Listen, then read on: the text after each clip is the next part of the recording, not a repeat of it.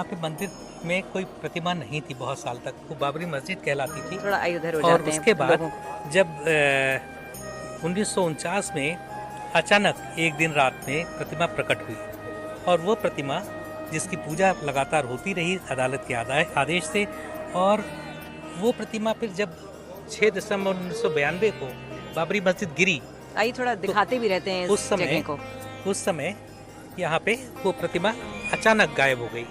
अब उसको कोई ले गया कि मलबे में दब गई, ये कुछ पता नहीं चला। और फिर उसके बाद आज जो रामलला की प्रतिमा वहाँ पे विराजमान है, वह प्रतिमा चूँकि 6 दिसंबर के बाद एकदम सब शांति हो गई, समतल एक चौकोर प्लेटफॉर्म बना दिया गया। उस प्लेटफॉर्म पे किसी को एक मूर्ति ला के रखनी थी, लेकिन चारों ओर कर्फ्यू लगा हुआ था, कहाँ से मूर्ति आती।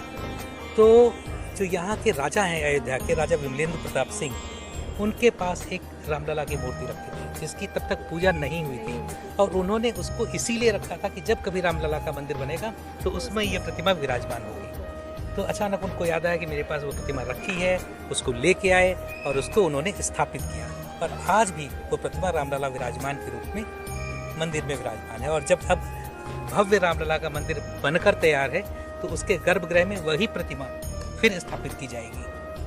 चलिए, तो इसीलिए कहा जाता है कि अगर आपको मर्यादा पुरुषोत्तम भगवान राम को समझना है तो आपको अयोध्या को समझना पड़ेगा। तो ऐसी बहुत सारी चीजें हम अपने दर्शकों को और बताते रहेंगे। फिलहाल यहाँ से निकलते हैं और अब हम लोग सरयू नदी की ओर चलते हैं। जी।